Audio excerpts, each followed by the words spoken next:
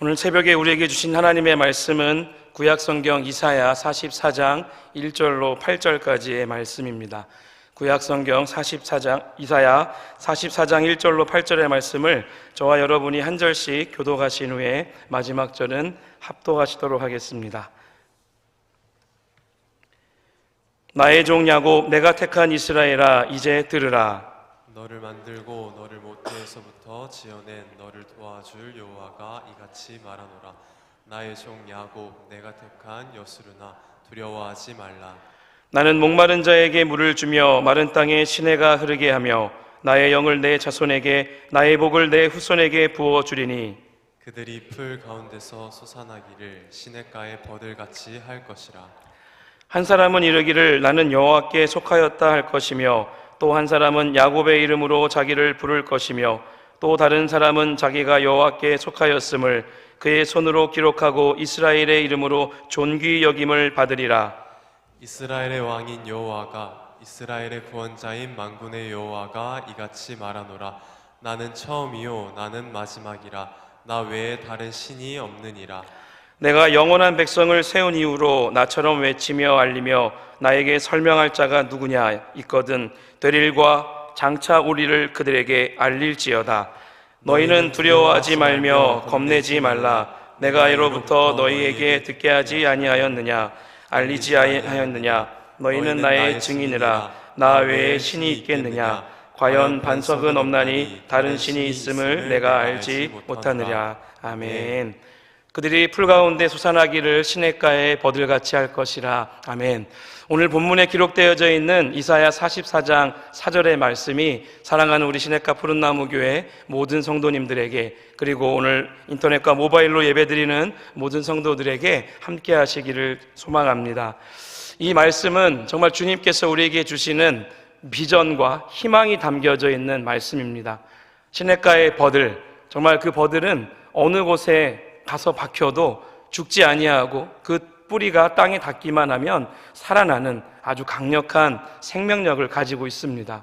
우리의 다음 세대, 그리고 우리가 이 땅이 희망이 없고 많이 어렵다고 할지라도 소망의 하나님께서 우리와 영원토록 함께 하실 줄 믿습니다. 우리 이 말씀을 붙들고 정말 올 한 해 기쁨으로 또 한 걸음 한 걸음 걸어갈 때에 성령의 충만한 권능이 저와 여러분에게 충만하기를 간절히 축원드립니다. 오늘 말씀의 제목은 다른 신이 없다입니다. 다른 신이 없다라는 이 제목의 말씀으로 이사야 44장 1절에 8절의 이 말씀을 가지고 함께 은혜를 나누도록 하겠습니다. 한 초등학교 이 슬기로운 생활이라는 과목의 시험 답안지에 좀 황당한 답들이 많이 나와 있음을 이렇게 보았습니다. 시험 문제가 이런 내용입니다. 옆집 아주머니께서 사과를 주셨습니다. 뭐라고 인사를 답해야 할까요? 가 이 질문입니다. 그런데 그 질문에 뭐라 써 있냐면 우리 아이들이 답을 잘 쓸 수 있도록 다섯 글자로 쓰시오라고 했습니다. 아마도 5글자니까 선생님의 예상은 뭘까요? 감사합니다, 고맙습니다, 뭐 이런 거예요. 그러니까 한 아이의 답안지에 아주 황당하고 재미있는 5글자의 답이 써 있었습니다.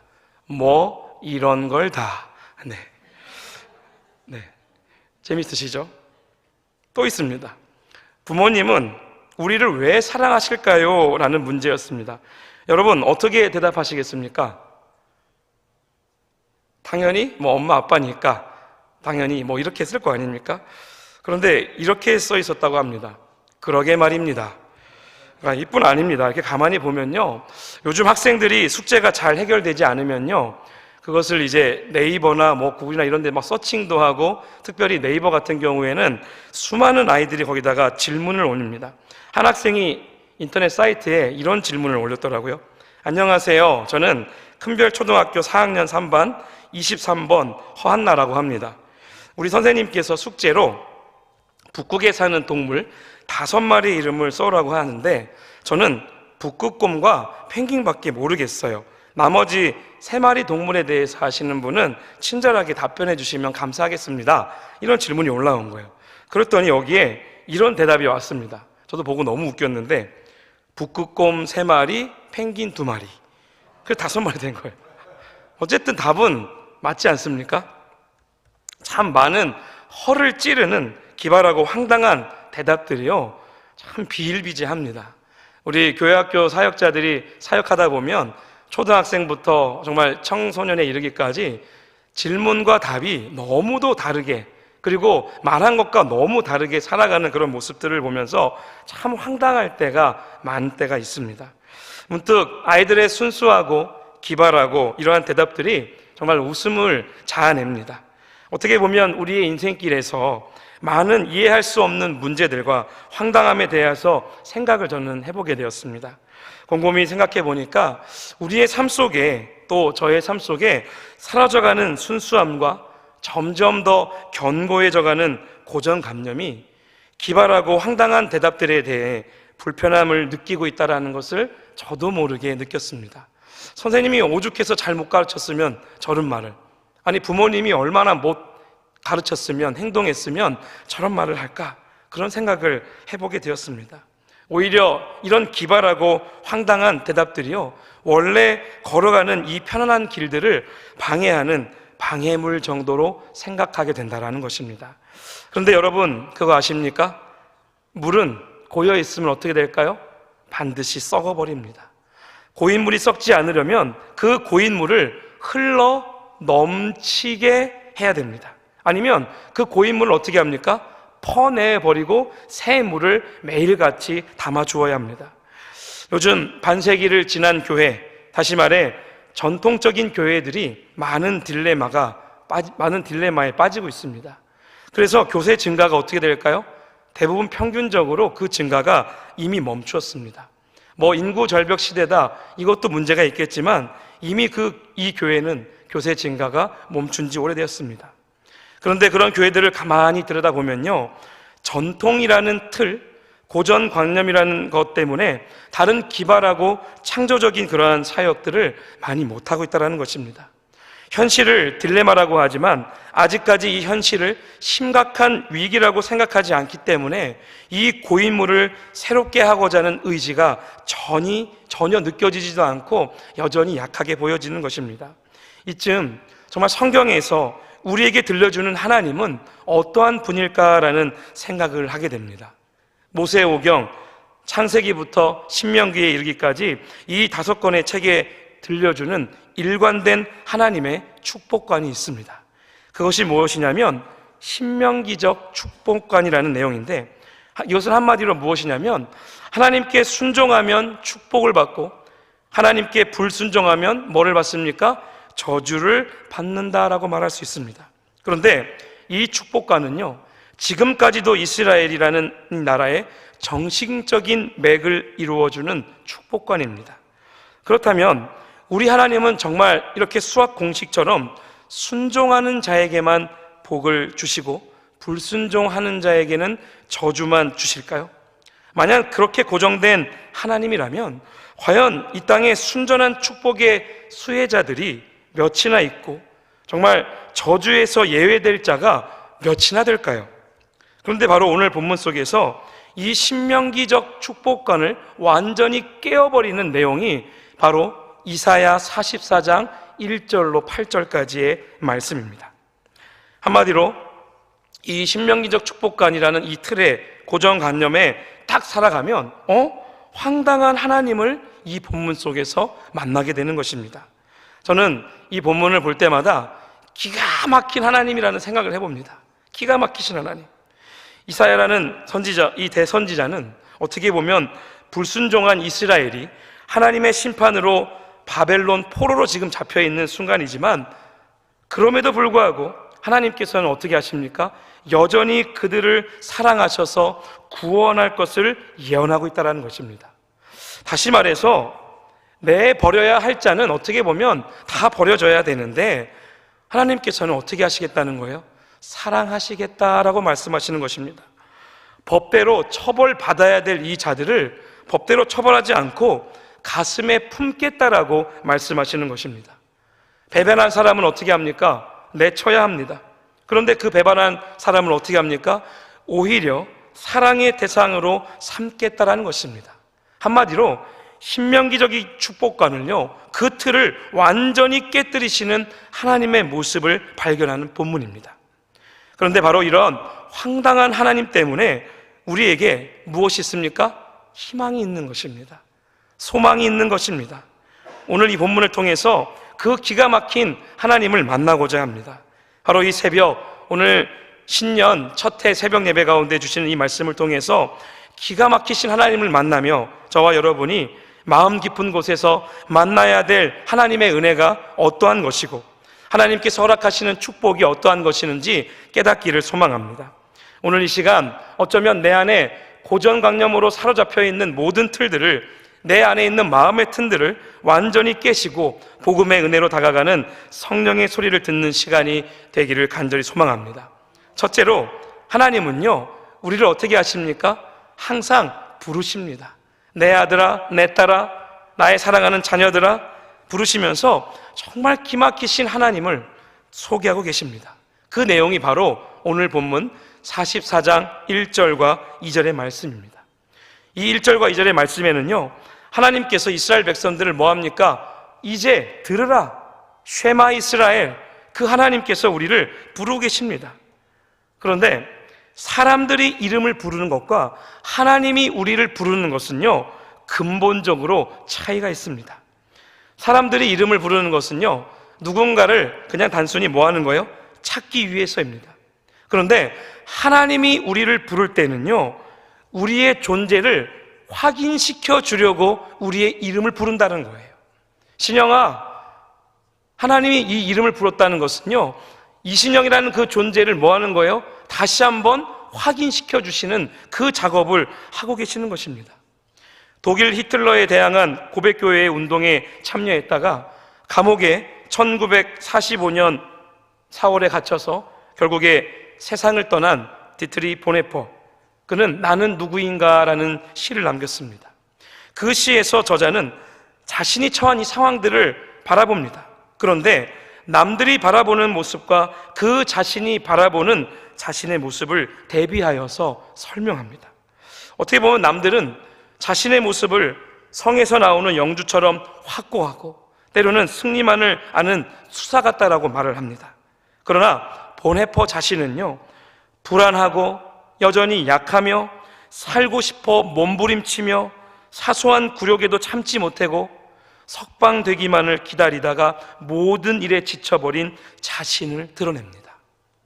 보네퍼 하면 우리는 너무도 멋진 운동가, 정말 신앙을 위해 투사처럼 싸웠던 멋진 신앙의 고백자로 그렇게 생각을 합니다. 그런데 보네퍼는 정작 나는 누구인가란 이 시 속에서 제가 지금 말씀드렸지만 너무도 연약한 내 자신을 뭐하고 있는 거예요? 고백하고 있는 것입니다. 긴 고통과 환난을 지나면서요, 그는 정체성, 즉 나는 누구인가, 그 혼란에 뭐하고 있습니까? 시달리고 있음을 고백합니다. 그리고 그 시간이 점차 지났을 때에 이 말을 합니다. 모든 혼란의 끝에, 모든 그 아픔의 끝에, 모든 힘듦의 끝에 어떠한 것을 고백하냐면 나는 주님의 것입니다.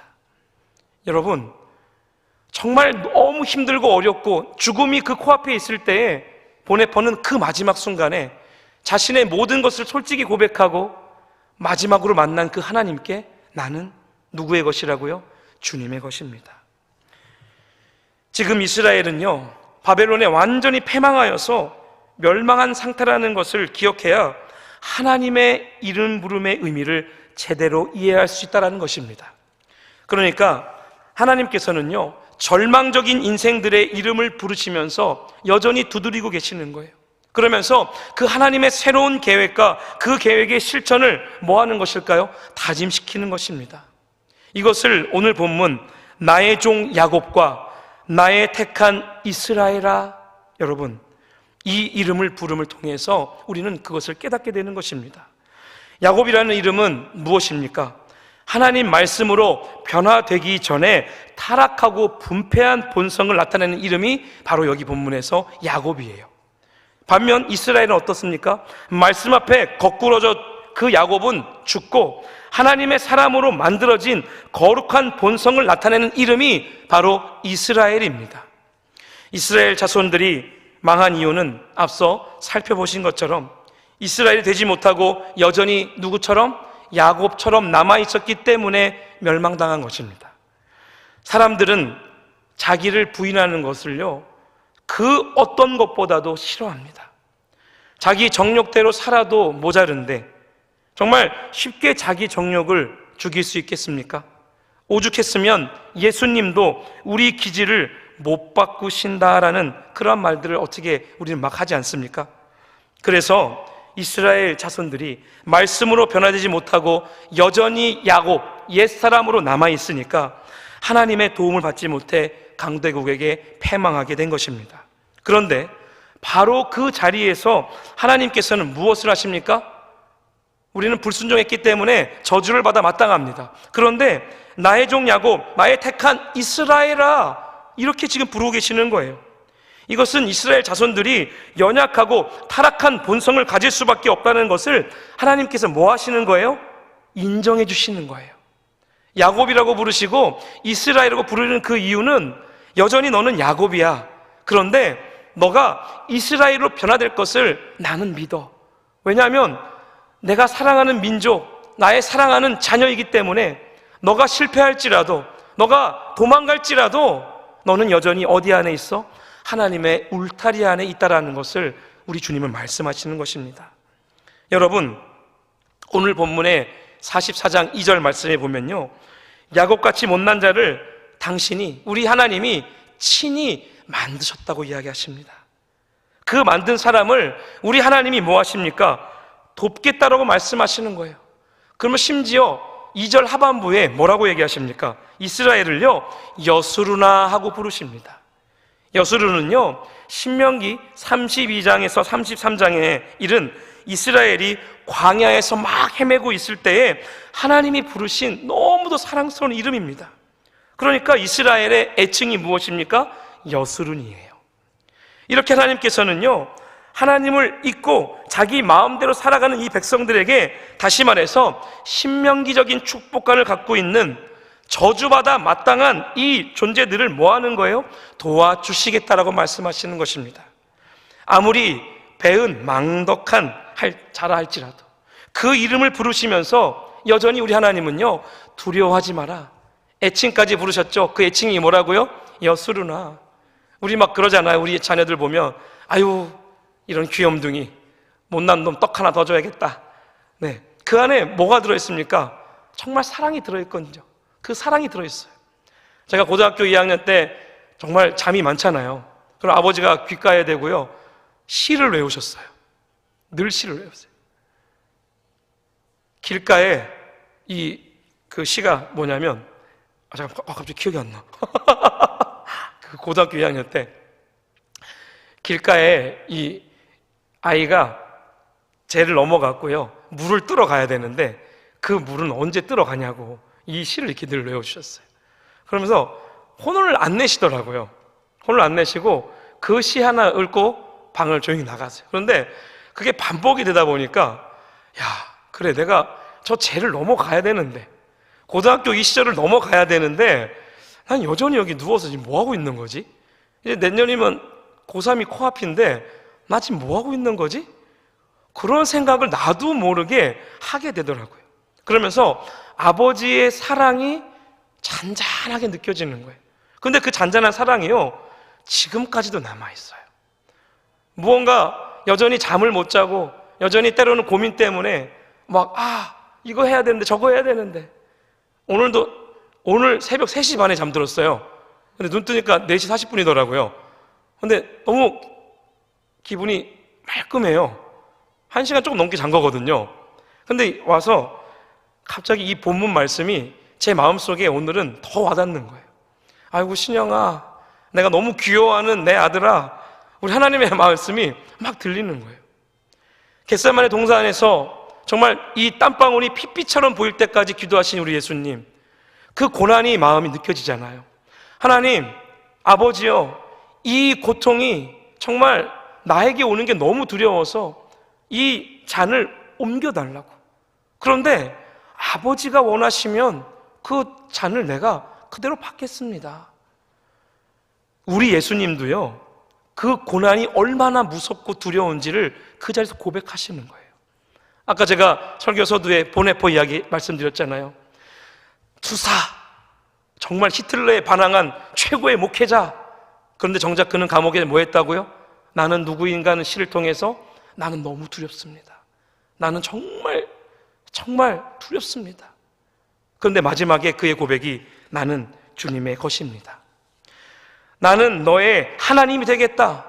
이 하나님의 음성이 여러분 정말 기가 막힌 우리 하나님의 은혜이고 사랑임을 믿으시기 바랍니다.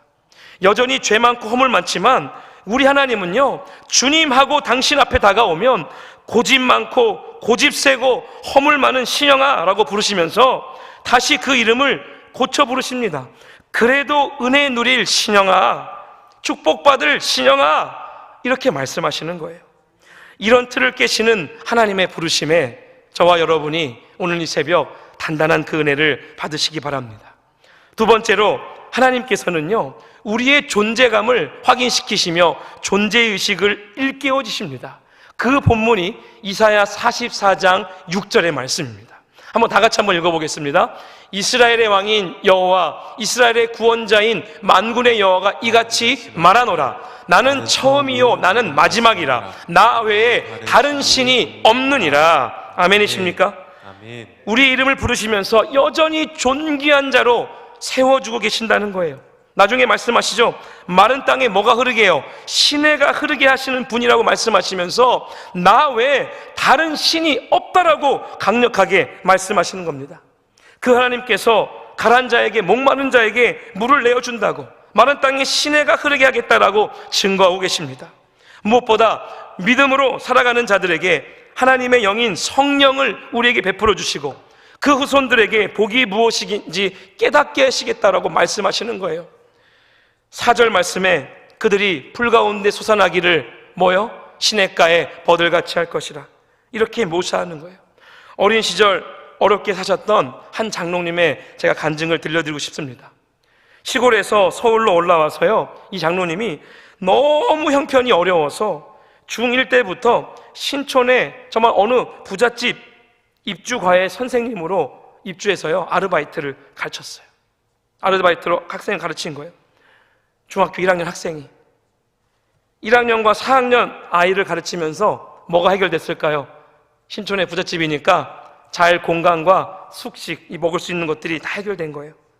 전교 1등을 하지 못하면 그 중학교 1학년이 장학금을 못 받으니까 밤잠을 줄여가면서 공부한 거예요. 사당 오락 아시나요? 4시간 자면 붙고 5시간 자면 떨어진다. 그래서 저도 서울대 떨어졌나 봐요. 4시간 넘게 자갖고. 네. 그런데 새벽 4시만 되면요, 이 주인 아주머니가 이 중학교 1학년 어린 학생을 깨운 거예요. 새벽 기도를 가는데 정말 무서워서 같이 가자고 그렇게 깨웠다는 거예요. 참 신기하지 않습니까? 너무 피곤해서 세수할 때마다 이 어린 중학교 1학년 학생이 코피를 흘리면서 주어진 시간들을 이겨나갔다고 합니다. 그런데 이 장로님 누구냐면 새벽마다 안수 기도를 받았던 이 어린 학생이 너무 이뻐갖고요, 새벽마다 목사님이 안수 기도를 해주신 거예요. 그 과거에. 이분이 누구시냐면요, 훗날 장로님이 되긴 하였지만 그 훗날 성령의 능력으로 이름을 떨쳤던 이성복 목사님이십니다. 어느 날 목사님께서 이 어린 학생에게 안수를 할 때 정말 뜨거운 불이 임한다는 것을 느꼈대요. 그 불이 머리에 내려오고 난부터 그 어린 학생의 마음속에 있던 원망과 불평들이 정말 신기하게, 난 너무 지질이 가난한 자야, 그런데 이 모든 것들이 감사와 평안으로 바뀌었다는 거예요. 그 체험 이후 50년 동안 아무 염려 없이 살아왔다는 거예요. 여러분, 4절 말씀이요, 그들이 풀 가운데 솟아나기를 시냇가에 버들같이 할 것이라, 이 표현은요, 하나님의 축복받은 이 처음에 이 백성들, 그리고 이방인들 사이에서 돋아나는 싹처럼 어떻게 보면 보잘것없지만 결국에는 시냇가에서 자라나는 정말 이 버들처럼 번성하여서 풍요로운 삶을 결국에 뭐 하게 된다는 거예요? 누리게 될 것이다 라는 것입니다. 사랑하는 성도 여러분, 우리는 정말 이 짧은 본문이지만 기가 막히신 하나님의 부르심과 여전히 우리를 향해 존재를 확인시켜 주시며 여전히 우리 안에 죄성이 남아있음을 말씀하시지만 애칭까지 부르시면서 살아계신 하나님의 은혜와 사랑이 얼마나 큰가를 보여주십니다. 내가 죄를 이만큼 졌으니까 그래, 난 아무것도 못하는 존재가 될 거야. 그것이 일반적인 우리 신앙인의 모습입니다. 그렇지 않습니까? 그런데 여전히 그 죄성이 가득한 우리를 향하여서 하나님은 애칭까지 부르시면서 우리를 부르고 계시는 거예요. 설령 내가 부르지 않더라도 하나님이 먼저 찾아오셔서 은혜를 베푸신 그 하나님이 내 마음을 두드리시면서 부르고 계신다는 거예요. 우리는 그 부르심에 예 주님, 나는 당신의 것입니다, 이 고백을 우리 하나님은 듣고 싶어 하신다는 것입니다. 우리 하나님은 위대하신 분이십니다. 능력이 많으시고 우리의 가란 영혼을 풍성하게 주실 하나님이십니다. 여전히 우리는 받을 자격이 없습니다. 그러나 우리들에게 그래도 믿고 나아가면 더 풍성히 채워주시겠다라고 분명히 약속하고 계십니다. 그것이 바로 이사야 44장에 기록되어져 있는 말씀입니다. 이 새벽에 이런 하나님이 나의 아버지이시다, 한번 고백해 볼까요? 우리 하나님이 나의 아버지이십니다. 시작. 우리 하나님이 나의 아버지이십니다. 이 고백으로 말미암아 여러분 기뻐하시고 2024년도 정말 기쁨으로 성령님과 동행하며 승리하시기를 주님의 이름으로 축원드립니다. 여러분 절대 포기하지 마십시오. 제가 우스갯소리로 제가 청소년 사역할 때 아이들에게 포기는 배추 셀 때 하는 거야, 이렇게 얘기합니다. 여러분 정말 진정한 하나님의 자녀로서, 믿음의 자녀로서 승리하시기를, 좀 내 안에 있는 무거운 과거의 짐들은 다 십자가 아래 내려놓고 온전히 하나님을 향해 믿음만을 위해 달려나가는 귀한 하나님의 왕관의 보석에 정말 보석 같은 성도님 되시기를 간절히 축원드립니다. 오늘 이 말씀을 붙들고 이 시간 함께 기도할 때에 하나님, 내 안에 포기하지 않은 믿음과 정말 언제나 내 이름을 불러주시는 그 하나님의 목소리를 내가 듣고 싶습니다. 여전히 허물 많고 고집 세고 죄성으로 투성인 나이지만 오늘 이 새벽 나에게 정말 예수 그리스도의 보혈로 가득 덮어주시어서 나를 정결하게 하시고 성결케 하여 주옵소서라고, 또 우리의 다음 세대들 오늘 예배드리는 정말 영화부에서 청년교회에 이르기까지 또 각 곳에서 예배드리는 모든 이들에게 성령의 감동이 임하게 해달라고 다 같이 우리 주여 한번 부르짖고 우리 기도의 자리로 나가겠습니다. 주여, 아버지 하나님 감사합니다. 오늘 이 새벽 우리가 주님 앞에 간절히 나왔습니다. 각 사람 가운데 오늘 놀라운 감동 있게 하시고